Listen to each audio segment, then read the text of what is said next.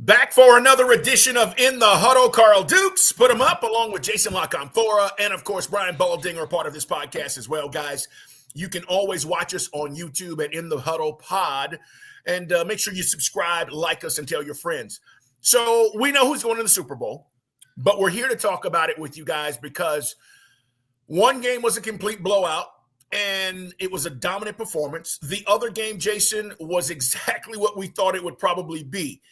So let's start with the Eagles because that early game on Sunday and Jaden Daniels, and we knew that he had beaten the Eagles before. They had found a way. They snapped their 10-game winning streak during the regular season. But what did we talk about last week before this game? We said, and Jason, to his credit, he said, maybe they just give the ball to Saquon Barkley and run it down their throat. Saquon didn't have to touch it 25 times, though, Jason. But the first play of the game for them, I thought was foreshadowing of this is going to be the Eagles' day. Yeah, I mean, look, Washington's the only team to win on the road in the playoffs this year. They did it twice. They did it with a particular sort of formula that required a lot of offensive firepower and their ability to distance themselves from their opponent. And they did that because they had a rookie quarterback who didn't play like a rookie quarterback. And they weren't turning the ball over. And they turned it over 4 times, and they did it on the road, and they did it on a day where Saquon Barkley did come out of the gate hitting home runs. And every time it looked like they were going to maybe make Sirianni sweat a little bit, they undid themselves. Whether it's Austin Eckler, I don't know what that was, Diami Brown getting the ball punched out of his hands, special teams turnovers. You figured eventually there probably will be a pick because they're putting so much on that rookie quarterback's shoulders. Any one or two of those things on a day where, again, the Eagles offense comes out of the gate with a 60-yard house call for Barkley, any one or two of those probably would have been enough for the Eagles to win this game at home. You put all 4 of them together, and Washington falling apart defensively. Yeah, it completely got away from them. But, even at like 34-23, I'm like, they're moving the ball again. If they could finish this drive, the Eagles might all of a sudden be like, my God, we still haven't put these guys away. And it starts conjuring up all these images of fourth quarter Jaden Daniels. But they could never even get it back to being a one-score game just because of their own misery with the football. I felt the same way, Jason, which is why I think most of America didn't tune out. Is because they knew that the Commanders had won 7 or 8 games on the last possession. But maybe they do hit a big play, and it did keep me interested. But here's the thing we know about the Eagles now, and this is something I know we'll be talking about heading into the Super Bowl in New Orleans here in a couple of weeks. The defensive line and certainly the addition of their rookies. This is a different Eagles team that saw the Chiefs a couple of years ago. And it's one of the reasons right now, we're 2 weeks away. I'm leaning that way. But let's talk about Howie Roseman and Sirianni for a second. Because Howie Roseman is the architect, right? He's been there 2010 or whatever. He took over as the general manager. And Jason, he's never been afraid to change. They changed quarterbacks. He moved on from Doug Peterson. They draft guys, hey, I have a quarterback. We just paid him. I'm still going to draft Jalen Hurts. And all of the stuff that he's done, especially over the last 5 years, is just accumulated to what we see now. And then Sirianni, look, I have my doubts, but the guys buy into him. And I think, for what it's worth, that's all that matters. Like, no matter what the outside noise is, guys in that locker room do buy in, and I saw that embrace between him and Jalen Hurts at the end of that game. So how do you think that's changed? And I'm asking for Sirianni and where he was maybe even earlier in the season, and then for Howie Roseman and how he's built this thing. Well, look, I think because Howie is willing to do things not everybody would, and he's willing to step outside of his comfort zone and consider different things, both in team building and asset allocation, and also with the coaching staff. Like, we both think, right, that there was a world, parallel universe, call it what you want, where they lose to the Rams. And maybe that world includes the snow stopping at halftime, right? Like, I got news for you. If that happened, I think they're on the phone with Bill Belichick finding out just how ironclad that contract is. Like, so I just think that's the margins. That's how slim it is. And when you are working for one of the few owners and GMs who really are kind of in Super Bowl or bust mode all the time, and that's the standard, then the bar is set a little differently for everybody under them. I mean, if Sirianni wasn't willing to come back with his tail between his legs last year and say, yeah, you can help pick this staff even more, and if he wasn't as open and contrite, because let's face it, he'd won a lot of regular season games, but the way that bottom fell out last year, could that have gone a little differently? I think it'd be naive to sit here revisionist history and act like this guy wasn't on the hot seat this year, because he was. Now, he delivered, and they have won a hell of a lot of football games the last 3 years. They have rebuilt the defense. Howie really leaned into the stuff from Athens, Georgia. I mean, there was a process to him picking these kids. I wrote about it at the Washington Post a few years ago. Like, the idea they could help each other's learning curve and to have a sort of safety net of people who know you since you were a high school kid getting recruited to go to college, who can pick each other up. And they've developed at different times, right? And it was real rough for Jalen Carter for a while. And some of these guys looked like they might be shot out of a rocket. And then they took a step back. And then, right, it's not linear. It's not like, a perfect parabola. So I think that's proven to be very smart. And I think that has helped this thing come together the way that it has. I don't think there's too many people in this league who, nitpick what Howie's background was or how he rose to prominence or whether he was enough of a football guy. And he's made his share of mistakes, big time, early on. Sorry, this dog is eating a book. I just had to nip that in the bud. Now he's probably going to eat the desk. I think that stuff's out the door for anybody who's really paying attention. He's more than earned his stripes. And they have been willing to admit defeat quickly. I think he learned something from Bill Belichick, which is as much sort of conviction as you may have in your moves when you make them. You need to have as much conviction and when you're ready to admit defeat. With it's a style of play, if it's a coach that's going stale, if it's a first-round pick who 18 months in, he's just not mind, body, soul who we thought we were getting. He's never going to be what we thought he was. You need to be willing to move off of that quickly. And I think they have done that, and it has largely served them well. You're not going to hit all the time. And when you've missed, start trying to fill that hole. Don't dig it deeper.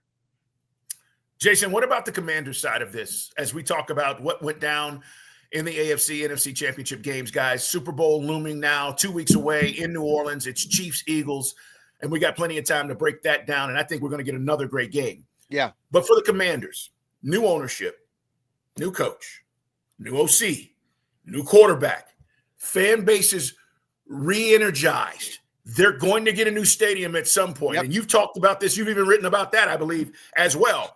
That's going to happen. I mean, it's not going to happen, like next year, but the process is in place.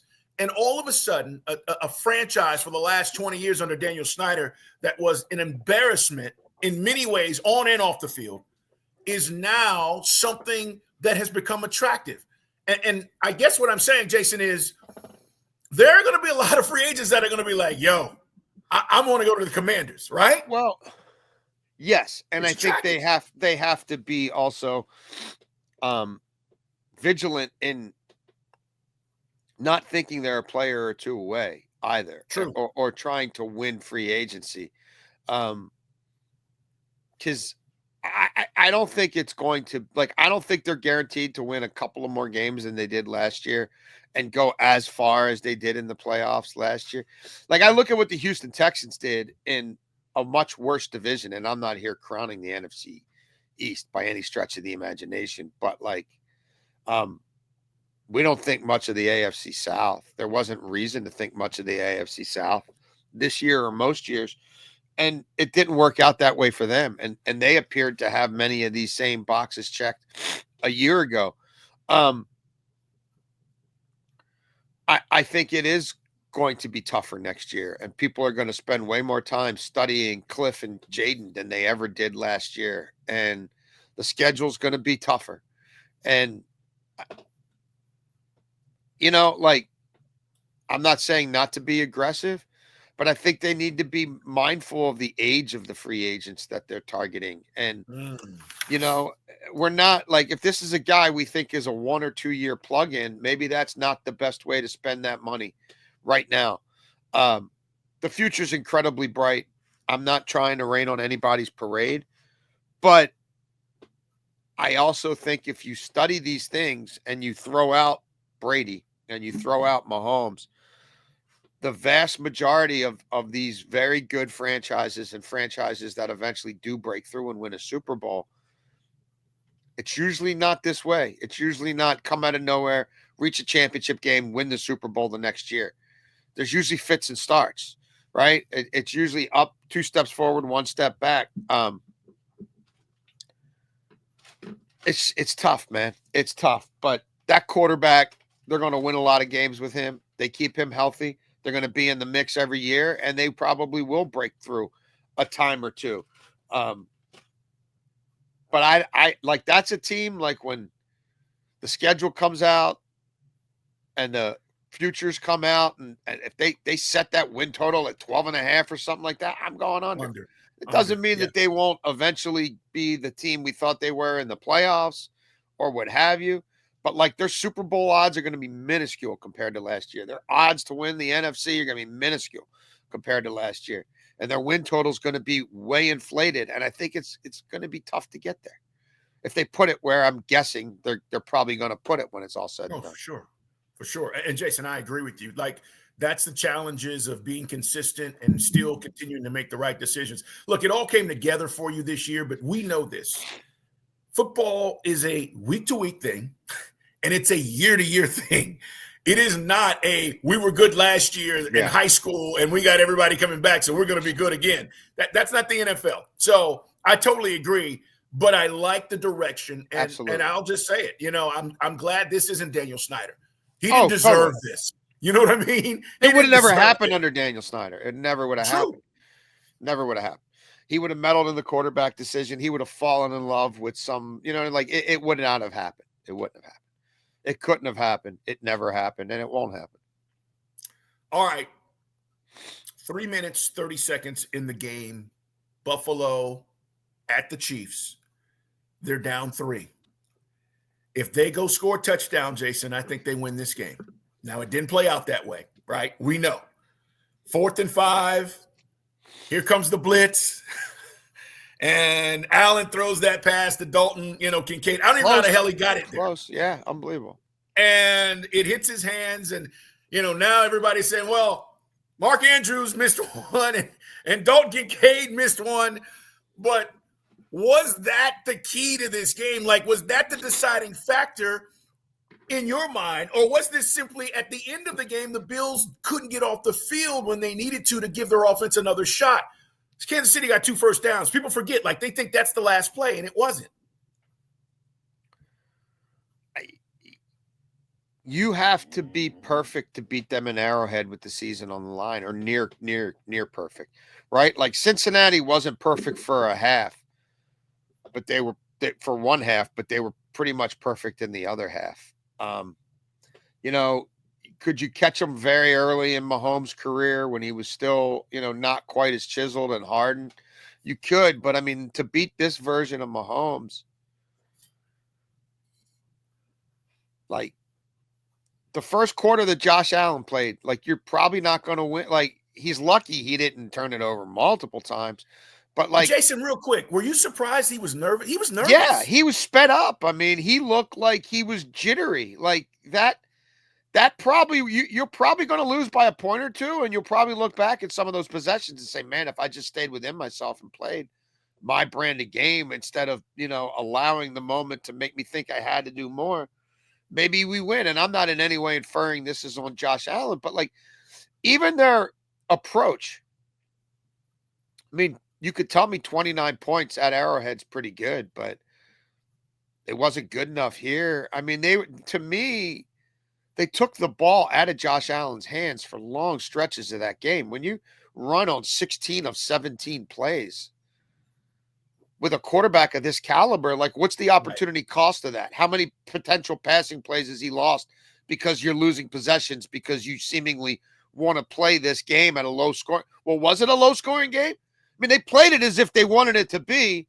right? A game where we cut down on possessions and we bleed the clock and we win 24-21. Well, turns out you needed 33 to win this one, Hoss. So it's 33 runs to 35 dropbacks or whatever. Like, and I know they don't have a superstar receiver, but they won a lot of games with this quarterback making a lot of plays. And I felt like they really put him deep into game management mode the last 2 playoff games. And they won one because the other team turned it over 3 times. Well, this team's not turning it over 3 times at home in a championship game. You got the one, you took advantage of it, but like, I don't know, man. I just watched them operate, and it looked to me like they were playing not to lose rather than to win. It looked like they felt like they had to be a certain way to keep this a game. I also feel like Andy Reid fell in that trap in the second half, and I'm like, dude, they didn't have much of a pass rush. You could throw to any quadrant you wanted, right? You know what I mean? Like, it looked like you were about to go up 14-3 and boat race them. Why are we now leaning into Kareem Hunt? And I look, I get it. You can't throw every down. But I feel like this game in the third quarter kind of got into a weird spot. And then it ended up with most people, it ended up being a shootout anyway. And you ended up needing 33 to beat this iteration of the Chiefs, which is supposedly built on defense and special teams more than offense, but they still scored 32 on you. Why? Because you only turned them over once. I mean, I just think there were some things for me that I felt like, as an approach, the Bills might want to rethink. But a lot of people are going to come up a point or two short at Arrowhead. Pretty much everybody all the time when it really matters is going to come up a point or two short at Arrowhead. Even beating the Bills or beating the Chiefs in the regular season wasn't enough for you to have them have to come back to you a second time. Did the officials have something to do with it? Yeah, but that's not, I mean, this team's 17-3 in the playoffs now with Mahomes. Like, correct. I mean, the official, like what? I mean, Patrick Mahomes has lost 1 football game since Christmas Day 2023. I'm going to repeat that. He's lost 1 football game that he started since Christmas Day of 2023. And that includes a run to the Super Bowl where they didn't have the bye. Everything wasn't at their place, right? They had to play the full slate of playoff games. Yeah. And this guy now is going into Super Bowl the next year, and he's lost 1 time since Antonio Pierce beat him in Arrowhead on Christmas Day 2023. I mean, they just excel at winning football games. They just excel at being a point or 2 or 3 points better than you. What's the run of 1-score games that they've won now? I mean, it's nuts. But it's not luck. And they do it in different ways. Like, they could beat, like I said, they could beat you 14-10 at Arrowhead, or they could beat you 32-29. And it's 32-29. And, like, who was the offensive star for the Kansas City Chiefs? Was it Xavier Worthy? Like, who was it? It wasn't Kelsey. They didn't throw to Noah Gray at all. No. D-Hop, Hollywood drops balls. That's what he does. Like, who? Tell me. They scored 32 points. Like, Mahomes is a football genius. He keeps them in position to win games. He does just enough to keep drives sustained. He doesn't turn it over. But, like, Kareem Hunt had a nice game. I mean, this guy was on the scrap heap week 6, whenever they signed him. Like, it's Mahomes and Reed. So, 17-3, man. I mean, fight it if you want, but it's never been done before. It's never been done before. Brady and Belichick. Numbers don't lie. And here's my issue with as far as game planning or maybe adjusting for the Bills. It's in the huddle. Carl Dukes along with Jason La Canfora. Of course, Brian Baldinger, part of this podcast, as well as we recap what went on. We're going to talk about some of the coaching jobs coming up here that have been filled. And there is one job open as we do this podcast on Tuesday January 28th. We'll see if it's filled by the end of the day or not, maybe by the end of the week. Joe Brady. And I said this on the podcast, guys, last week. I thought James Cook should have been a bigger part of this game plan. Cook, Jason, was getting 6 yards a pop. And they didn't lean into that. They didn't say, hey, you know what? Let's keep trying to give him the ball. Let's find him in open space. He caught 3 balls and made big plays for the Bills. So, Kansas City had the ball. They got 3 touchdowns on 4 possessions in the first half. You thought this was going to be a blowout. And then third quarter comes. They have to punt twice, and all of a sudden the Bills overcome an 11-point deficit. I just feel like if they're going to go back and look at this thing, to your point, if you're going to play conservative, that's where I think they missed out. James Cook should have been a bigger part of what they were doing because he was having success. He was the one thing the Chiefs were having issues with. Yeah. And that I don't understand. Well, they like the multiplicity in the run game. There's no doubt about that. They like having the 3 different backs and how they complement each other and going to them in different situations and keeping them all involved. And again, it served them. It served them pretty well. Yeah, I mean, Cook caught three balls. He could have caught 6. He could have caught 7. I don't think they had a lot of answers for that. The way they were deploying their linebackers, I don't know that Bolton and those guys either weren't that worried about it or were maybe willing to concede that. They had one explosive pass play in the game. It was the touchdown. Mac Hollins. To Hollins. Yeah. They had no other pass plays over 25 yards or more in that game. And they weren't even attempting it. I mean, Josh Allen averaged under 7 yards per attempt. I think it was 6.9 yards per attempt. It felt very much like he was handcuffed. There wasn't him making plays outside the pocket, pushing the ball downfield. I feel like they played a little bit with one hand tied behind their back. We've seen that offense just a few weeks ago go bonkers against some teams, right? Go bonkers against the Lions, go bonkers against the Rams. And this is a better defense. I understand that. But I don't know. I don't know if it was deference or showing too much respect or overthinking it. But I also think you can try to win controlling the ball, but I also think you need to show this Chiefs defense that we are going to attack you. We are going to make you defend deep, or they will, if you become predictable, I think they will tune it up in the key spots and get the stops that they need. But I mean, again, like we're all nitpicking here. Like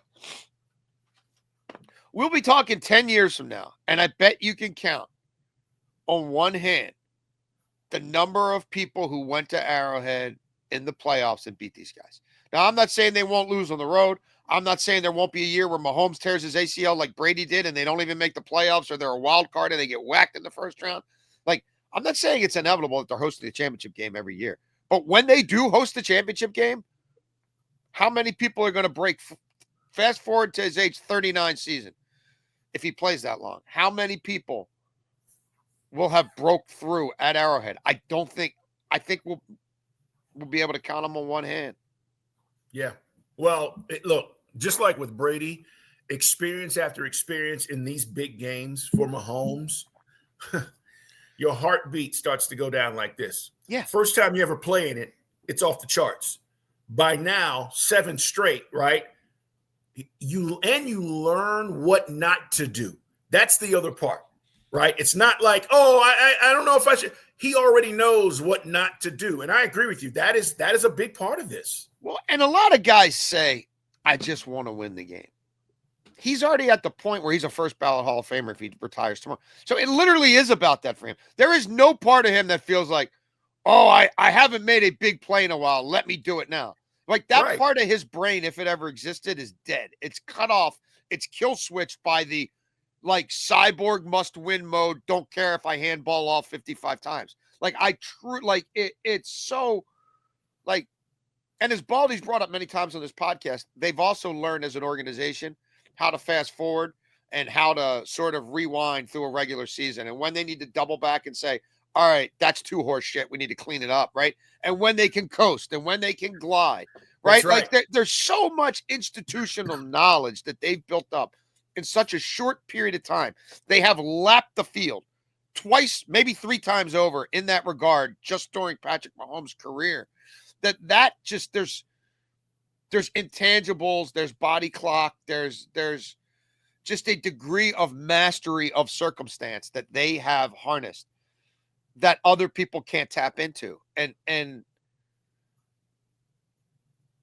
I don't think Mahomes cares about anything at all other than winning. Like, I bet he sincerely hopes somebody other than me wins this Super Bowl MVP award, because that meant I didn't have to throw it 55 times and I didn't have to be a hero, right? And maybe we were able to win this without it being as manic and tension-filled as it was in Vegas last year going to overtime against the 49ers. Like, they've achieved so much already that like, nothing else matters other than winning. And again, a lot of people say it, but I don't know how many truly believe it, and how many, when the season's on the line, go out and perform that way. Yeah, no doubt, man. The thing for me too is, and this is how we know he's special outside of just the numbers and the winning, he's done it with so many different guys now. In different ways, yeah. These Super Bowl runs have not been the same wide receivers, the same. He's done it with a bunch of different guys. Different offensive lines. Absolutely. Same result. So that's when you know, like, okay, it really doesn't matter, because, you know, everybody thought, again, when the Cheetah left, didn't mean crap. Hey, guys, we need to talk about some of the coaching hires, Jason. And first I want to start with the laughable Cowboys, because when this came down over the weekend, I was like, holy shit, are you serious right now? Jerry, you could have did this 6 to 8 weeks ago if you just wanted to promote Brian Schottenheimer. You could have done it in season to get a look-see at it, right? You could have done it the final month of the season to get a look-see. Like, hey, McCarthy's got an expiring contract. I call his agent, Danya. He wants more than we're willing to pay him, so we're going to relieve him of his duties now and pay him for the next 6 weeks to go away, because we think Brian Schottenheimer might be the guy.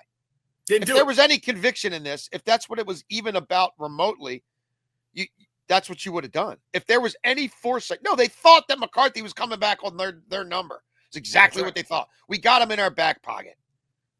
That's what they thought. And then when they found out they didn't, let's just go get a different puppet who we can pay a whole lot less to. Well, that, and here's the other thing. For anybody that's like, I think this is going to be fine, understand that Brian Schottenheimer has been a career assistant. Not once in his career has anybody in the NFL went, I think that's my head coach, except for Jerry Jones right now. So I don't look. They got fundamental issues with personnel that they've got to fix. Dak's got to come back and be healthy. I mean, there's some things. But this is an uninspiring hire, Jason, that for every Cowboy fan, I think, across the country, does not get them excited about, hey, we're going to go be able to beat the Eagles. Well, hey! The scariest thing, if I'm a Cowboys fan, is that what it's told me is the lessons that Jerry Jones has learned from the last 25 years isn't that less Jerry is more. It's that more Jerry is needed. I am the only one who can fix this. I am the only one who truly understands this. And I believe that to a point where I'm now going to go further than I maybe not further than he ever went before. Like Chan Gailey, like he's done some things with a head coach that would tell you.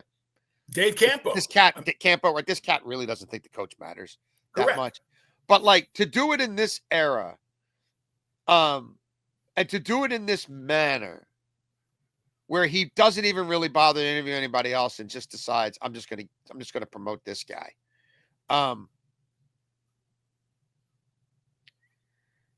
I just think he has so lost the plot, and he's so in his own head that he thinks that getting a guy who's even a path of least resistance more than McCarthy, like, is this implication that McCarthy, who had no jam, was somehow holding you back? Like, you're already picking all the players, you're already holding all the press conferences, you're already talking to the media 3 times a week during the season. You're already not relinquishing any real personnel power to anybody else. You're not rethinking how you do business, and you're finding a coach who will give you even less pushback and even less questions asked than Jason Garrett and Mike McCarthy combined, who didn't do a whole lot of that. Like, it's really like, it's my toy, it's my plaything. I've won my Super Bowls. I got my rings on my terms in the past, even though you really didn't, because Jimmy Johnson got you those rings. You didn't get yourself those rings. But regardless, he's so convinced of his own mythology and his own revisionist history that it's now leading him over the brink to go even deeper into that mythology. And now he's rewriting reality at the same time he's rewriting the past. I was the guy who did it all before. No, you weren't. And I'm the only guy who can do it now. And you'll see, I'll be right and you'll be wrong. And I'd rather lose my way than win trying yours. So, like, he's begging you, like, he's saying the coach doesn't really matter. All these teams paying these guys tens of millions of dollars are fools. Anybody can do it if you find the right players. And I'm better at finding players and doing contracts than ever. Like, that's what he's telling. He's begging you to ignore them like he ignored his head coaching search. And I would say take him up on it. I would say, you and I spend less energy, less oxygen even talking about them. Let's not help propel their mythology and just ignore them. They are an irrelevant franchise. It doesn't matter that the networks will and the league will cram them down your throat in prime time. Yes. We know what those games will look like. They'll be suck fests. This team sucks. The guy who picks the players and picks the coaches sucks at anything football related and has for the better part of multiple decades, which is why you're here. And they are an irrelevant franchise. They truly are. Their games don't affect who goes to the Super Bowl. They don't have a singular organizational strength. They're not a great draft and develop team. They're not great at finding, free agent diamonds in the rough. They excel at giving you crazy shit to talk about.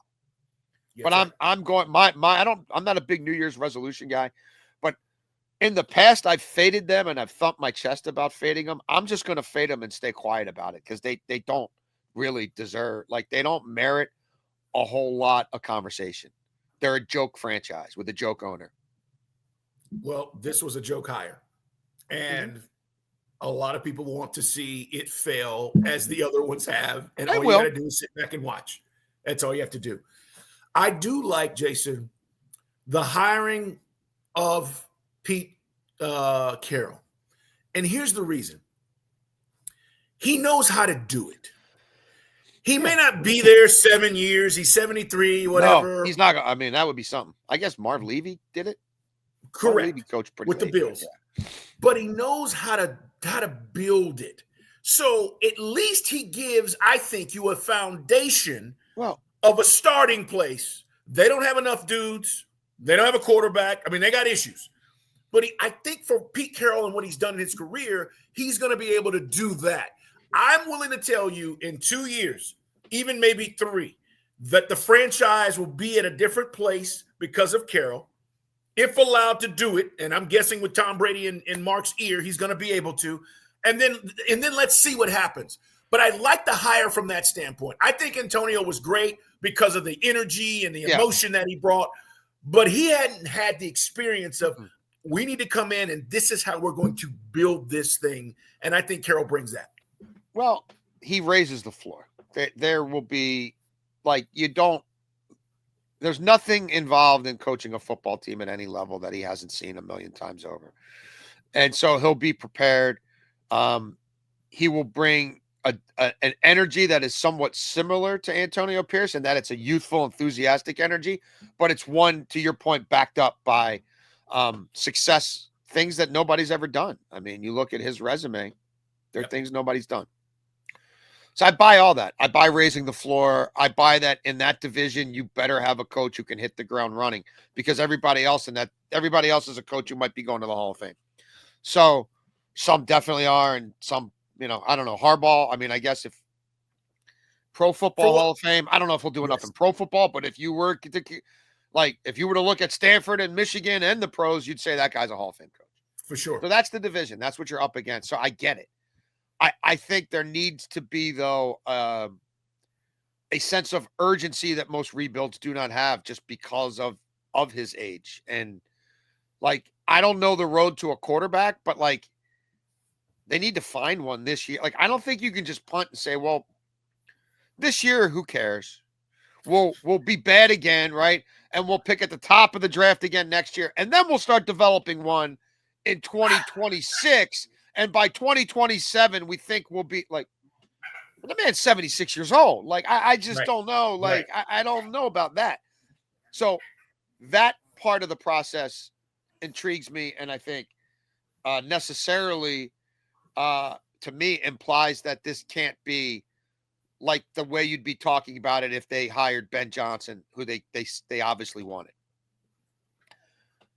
And like, with all the strife and drama and bullshit that's been going on with them since they started toggling between Oakland and LA, right? And moving since we were young men, and they're uprooting themselves. Like, there's just been so much ish with the Raiders forever. And there seemingly has been just chasing coach after chasing coach. I think this staff composition, like, I think it needs to be a younger staff. And I think there need to be some guys who you think might have what it takes to be the next man up. So that 3 years from now, if at age 76, he's like, you know what? When I was 73, I felt like I was 50. I'm 77 and I feel like I'm 77.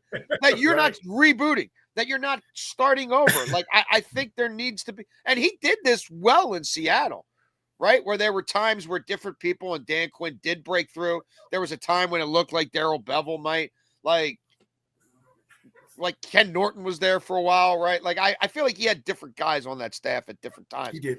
But like, I feel like there needs to be a young guy on offense and a young guy on defense who you'd like to think that if this becomes much more of a 2 or 3 year plan than what we're talking about now, that some of the answers are within. Like, I think you can't sit here and pretend like you can have a 5 and 10 year plan with Pete Carroll, but could you have a 5 or 10 year staff?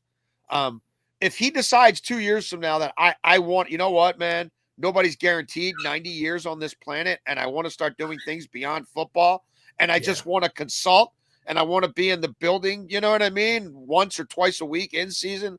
Like, you don't want to be hitting the entire reboot button there. So can there be a natural successor on that staff somewhere? But man, I don't know what they're doing at quarterback. Like, I don't. I think they need offensive line.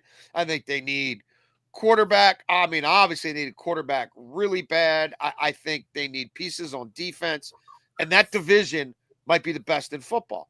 So there's a lot of work to be done. And Tom Brady's awesome. Tom Brady's great. Doesn't mean he's going to be great at this part of it. I agree.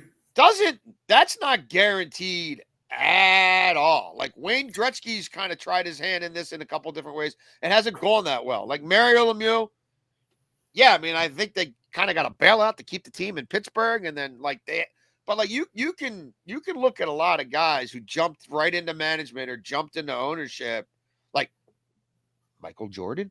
Like, it's not guaranteed that he's got the elixirs or he knows what he's doing. He's also spread really thin. He's got this other $350 million job broadcasting that I assume he put some time into. So this is still like, there's still some Raiders stuff going on here. Like, this is not the norm. A rebuilding team with a minority owner who seemingly has more say than all the guys with the real money, who's moonlighting as the minority owner, and he's never been an owner before, and he's never been a broadcaster before, but he's doing both for the first time very prominently right here. And they're in need of a rebuild, and they hired a 73-year-old coach. Like, it's an issue. Might not work. Correct. Liam Cohen, I didn't think he handled the situation the right way. Former Bucks OC. I'm very familiar with Liam because he was at Kentucky. My daughter's there, and he was, left, went and worked for Sean McVay, and then came back to the league. But I didn't think he handled this the right way. And look, we can talk about this, and Jason and I, we talk about this all the time. We know a lot of people around the league, and all these guys talk. All these coaches know each other. Dude, it's no big deal if you want to go back and have a second interview. Just be honest. Yeah. Just it's cool. You're not the first guy to not sign the papers when you get a raise, or, hey, coach, I got to go back and talk to these guys again. I sat down, talked to my wife, talked to my agent, right? We reconsidered. with the kids and all that. Now his wife comes out and says, "Oh, we were at the messy. we were at the doctor." It just didn't. The optics were crap.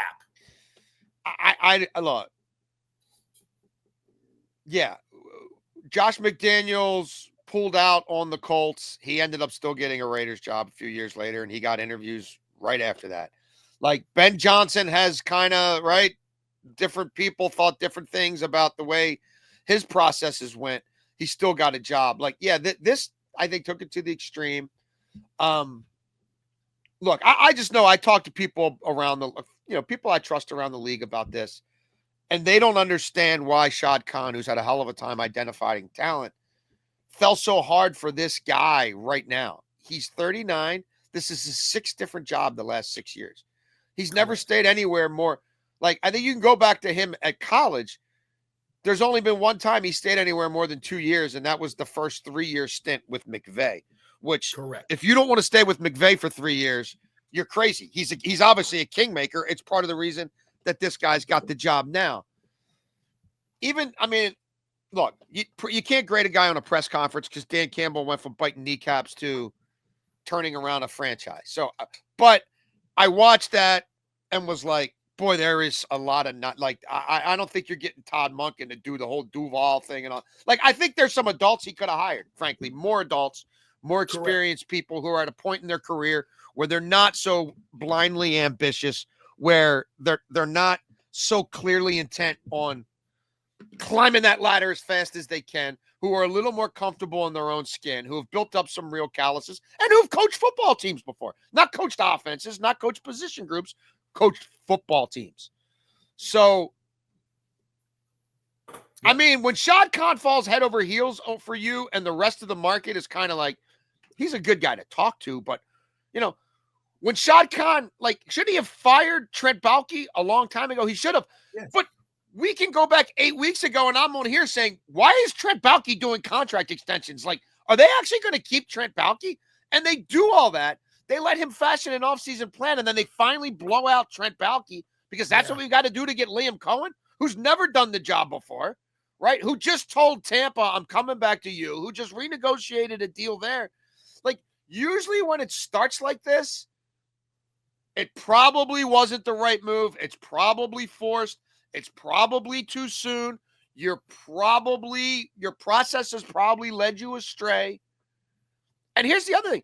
If he didn't take it, it sounds like it was going to be Robert Saleh. So again, what does that tell you about the process?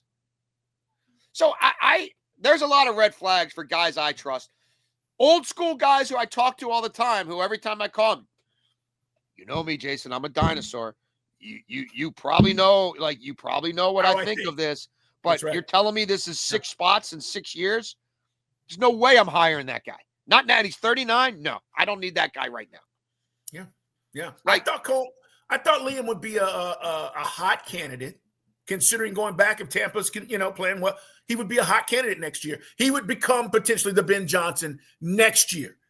I agree with you. And I just feel like. And here's the other side of this. If Shad Khan is an idiot enough to do what he did, and he's going to pay you, I can't be mad at Liam Cohen for taking this money and saying, you know what? Money. Yeah, even if I'm here a year, I'm getting paid for the next 5 or whatever. I'm going to get a big check.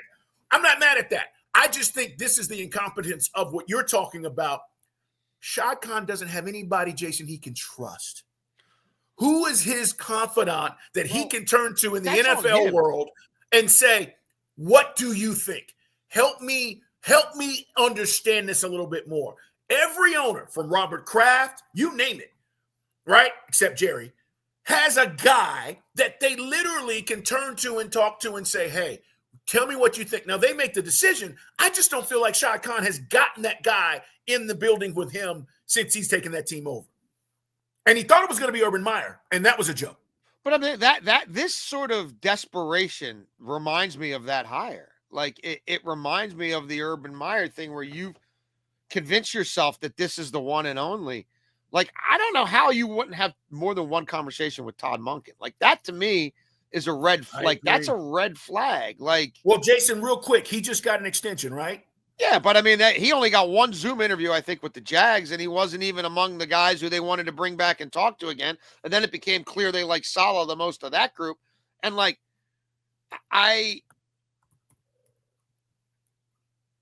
look, Shad Khan's a great guy. Everybody roots for him. He's been an ineffective owner. He's not good at identifying people or people that can work well together. His hires have been dubious. The paying of Blake Bortles. There's a lot of things that don't happen unless the owner is on board with it. That have even the Trevor Lawrence contract, the keeping Trent Baalke, letting him make moves that affect your future rosters, and then firing him because you think that's the only way you can get Liam Cohen. I just think good luck. Good luck. Good luck. I totally agree with you. All right, real quick. Aaron Glenn takes over. The only reason I'm bringing this up, we knew this. We kind of hit on it last week a little bit. But for some reason, I guess since they've hired their new general manager, now they are non-committal to Aaron Rodgers. When Aaron Glenn was like, yeah, I want to bring him back, of course. Which is where they should be, Jason. But to say now that, all right, are you guys going to finally, try to go and draft a guy, whatever you're going to do? But that is up in the air. But Aaron Glenn, let's talk about the hire real quick. I like AG. I've known him a long time. I think he has the potential to be a really good head coach. We will see if he's given that opportunity because we know it just isn't him. The GM hire, interesting, a little bit. Again, I don't know how Woody Johnson thinks other teams operate or what he thinks is normal. I really have no feel for this man. And no understanding of why he does what he does and how he runs his football team. The Aaron Rodgers thing should have been nipped in the butt. He should have come out and said, I'm not paying this guy anymore. It's like it. I feel like Woody Johnson doesn't want everything is on his hands and he wants nothing to be on his hands. Right. And that's a tough place to work. Where he is clearly involved. The buck stops with him, but I don't think he really believes in ownership accountability. I don't think he ever thinks it's his fault or is even aware enough and has the emotional intelligence to understand why the way he conducts himself inflicts itself upon the way his team performs. So I think that's an untenable job until proven otherwise because of ownership. Nobody apparently wants. Oh, somebody will take it. Somebody will take the money. They just interviewed Kellen Moore. Again, we're doing this on Tuesday. He's getting ready for the Super Bowl now. We'll see. But is it that bad? They're in cap hell. They're like, $65 million over. They got old guys on the defense. Carr, huh? It's not good. I mean, they've kicked the can forever. Mickey Loomis is like, I mean, if we were at the craps table, he'd be underneath it crying. Like he's been rolling the dice ever since Sean Payton left that building. Even the last couple of years with Sean Payton, he can't get the dice to roll in his way, no matter what he does. No number of restructured contracts, they can't get it right on a personnel standpoint. No. Anywhere, not drafted as well as they used to. You're stuck with a terrible contract with Derek Carr. You don't have a core of young players that you really can identify to say those are the guys to build around. And the roster's been mismanaged by just playing salary cap games for not just a year or two, but like 4 or 5 years. And there's guys on that roster now who should have been gone 2 or 3 years ago. Take the 5th round pick, eat a few $1 million to save tens of millions of dollars and start thinking about the future. They've punted on so many quarterbacks that they've evaluated over the last few years that they've set themselves back exponentially behind the teams that have found them. Whether it's Baker Mayfield and not Derek Carr, or whether it's Penix, or whether it's even what the young man in Carolina looks like he might turn into. Like, I just think it's a bad spot. There's not And I don't think Mickey's going anywhere because she loves him. The owner loves him. Like, he's a made man. So you've got that, you inherit that dynamic. Like, look, I think if Mickey totally got his way, Dennis Allen would still be there and they would just be continuing to do what they've done. Mediocre. I don't think there's been a critical rethink, and ownership's involved enough to say, like, when you got to fire that guy because I don't think we can sell tickets with him anymore, but like not involved enough to have true checks and balances and guardrails. So yeah, I think they're in the abyss, and I think they're going to be in the abyss for a while. I do too. We'll see who takes the job moving forward. It's In the Huddle, guys. Follow Jason La Canfora. Follow Baldy and Baldy's Breakdowns. Follow me at Put 'em Up. See Dukes. We talk nothing but ball, and we have a lot of fun doing it. Make sure you tell your friends and subscribe. We are coming back, obviously, to talk about the build-up to the Super Bowl. We're going to be all over it, talking about different things in regards to this game in New Orleans, ironically, as we were talking about the Saints in just a couple of weeks. February 9th is the Super Bowl, but we got a lot to get to before then, and we hope that you join us here on In the Huddle. Hey, have a great day. Jason, thanks again, as always, and we'll talk to you soon, buddy. Guys. Take care.